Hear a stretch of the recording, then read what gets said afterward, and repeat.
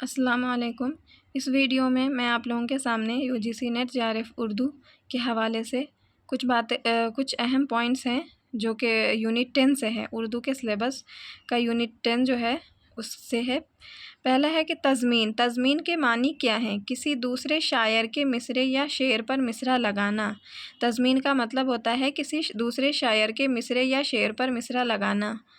تضمین کی متعدد صورتیں ہیں، جیسے ایک مصرع پر ایک مصرع لگانا، ایک شعر پر ایک مصرع لگا کر مثلث کرنا، مطلع پر مطلع لگانا، شعر پر 3 مصرعے لگا کر مخمس کرنا، شعر پر 4 مصرعے لگا کر مسدس کرنا یا کئی شعر لگا کر قطع بند کرنا۔ مستضاد کا مطلب ہوتا ہے زیادہ کرنا یا اضافہ۔ مستضاد کی 2 قسمیں ہیں، ایک مستضاد عارض، 2 مستضاد لازم۔ اگلی صنف ہے مثلث۔ مثلث اس نظم کو کہتے ہیں جس کا ہر بند 3 مصرعوں پر مشتمل ہو۔ مثلث کے پہلے بند کے تینوں مصرعے ہم قافیہ ہوں یا ہم قافیہ و ردیف ہوتے ہیں۔ اس کے بعد ہر بند کے پہلے 2 مصرعے کسی اور قافیہ و ردیف میں ہو اور تیسرا مصرع پہلے بند کے قافیہ یا قافیہ و ردیف کا پابند ہو۔ اگلی صنف ہے مربع۔ مربع اس نظم کو کہتے ہیں جس کے ہر بند میں 4 مصرعے ہوں۔ خاص طور سے مربع کے پہلے بند کے 4 مصرعے ہم قافیہ ہوتے ہیں اور اس کے بعد ہر بند کے 3 مصرعوں میں الگ قافیہ ہوتا ہے اور چوتھے مصرعے میں پہلے بند کے قافیے کی پابندی کی جاتی ہے۔ مربع کے لیے کوئی بحر مختص نہیں ہے۔ مخمس۔ مخمس ایسی نظم ہوتی ہے جس میں ہر بند میں 5 مصرعے ہوتے ہیں۔ مخمس کے پہلے بند کے 5 مصرعے ہم قافیہ و ہم ردیف ہوتے ہیں۔ اس کے بعد ہر بند کے 4 مصرعے الگ قافیہ و ردیف میں ہوتے ہیں، لیکن بند کا آخری مصرع پہلے بند کے قافیہ و ردیف کی پیروی کرتا ہے۔ مسدس۔ مسدس کے ہر بند میں 6 مصرعے ہوتے ہیں۔ اگلی صنف ہے مسدس۔ مسدس میں ہر بند میں 6 مصرعے ہوتے ہیں۔ مسدس کے ہر بند کے پہلے 4 مصرعے ہم قافیہ یا ہم ردیف ہوتے ہیں۔ باقی 2 مصرعے یعنی 5واں اور 6واں مصرع اپنا الگ قافیہ ردیف رکھتے ہیں۔ اگلی صنف ہے مسمن۔ مسمن کے ہر بند میں 8 مصرعے ہوتے ہیں۔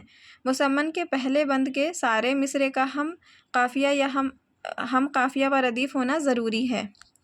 مسمت۔ مسمت تسمیت سے مشتق ہے، اس کے معنی ہے موتی پرونا۔ مسمت اس نظم کو کہتے ہیں جس میں متعدد بند اور ہر بند میں متعدد مصرعے ہوں۔ مثلث، مربع، مخمس، مسدس، مصبع وغیرہ کا مجموعی نام مسمت ہے۔ اگلی صنف ہے گیت۔ گیت کے معنی گایا ہوا یعنی جو گایا جا سکے۔ گیت کے معنی گایا ہوا یعنی جو گایا جا سکے۔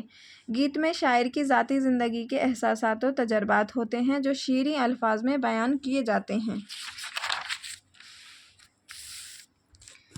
گیت کی کئی قسمیں ہیں، جیسے لطیف گیت، کلاسیکی گیت، لوک گیت۔ اردو میں لوک گیت کی روایت امیر خسرو کے زمانے کو مانا جاتا ہے۔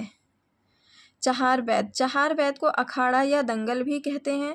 چہار بیت گروپ مقابلے میں گائے جانے والی صنف ہے۔ چہار بیت پشتو سے اردو میں آئی۔ مولانا عرشی چہار بیتوں کو پٹھانوں کے لوک گیت کہتے ہیں۔ مولانا عرشی چہار بیتوں کو پٹھانوں کے لوک گیت کہتے ہیں۔ ہائیکو۔ ہائیکو ایک جاپانی صنف ہے جس میں 3 مصرعے ہوتے ہیں، لیکن اس کی شرط یہ ہوتی ہے کہ ان تینوں مصرعوں کے جملہ ارکان 17 ہوں۔ ہائیکو ایک جاپانی صنف ہے، یہ یاد رکھنا ہے کہ ہائیکو ایک جاپانی صنف ہے اور اس میں 3 مصرعے ہوتے ہیں، لیکن تینوں مصرعے کے جو جملہ ارکان ہوتے ہیں وہ 17 ہوتے ہیں۔ جیسے اس کی بناوٹ ہے 5، 7 اور 5۔ پہلا مصرع 5 کے وزن پہ ہوتا ہے، دوسرا مصرع 7 کے وزن پہ اور تیسرا مصرع پھر 5 کے وزن پر قائم ہوتا ہے۔ ہائیکو اپنی حیت کی وجہ سے پہچانی جاتی ہے۔ ہائیکو کو پہلے جاپانی میں ہائیکائی یا ہیکوئی کہا جاتا تھا۔ اردو میں ہائیکو پہلے ثلاثی یا تثلیث کے نام سے جانا جاتا تھا۔ اردو شاعری میں ہائیکو کا موجد نادم بلخی کو مانا جاتا ہے۔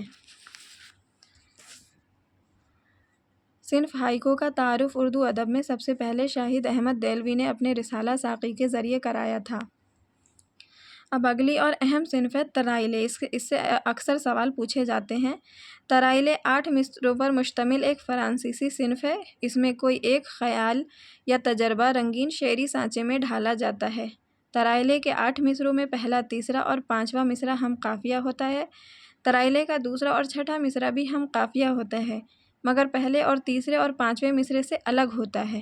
اردو کا پہلا ترائلہ نگار عطا محمد شعلہ ہے۔ ثلاثی ہائیکو سے ماخوذ صنف نظم ہے جس میں صرف 3 مصرعے ہوتے ہیں۔ ہائیکو کے مختلف مصرعوں کے ارکان مقرر ہوتے ہیں، لیکن ثلاثی میں ایسی قید نہیں ہے، اس کے تینوں مصرعے برابر ہوتے ہیں۔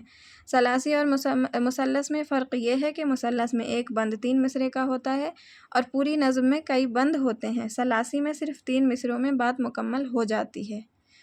باقی کے جو اور سوال و جواب ہیں وہ میں اگلی ویڈیو میں پیش کروں گی۔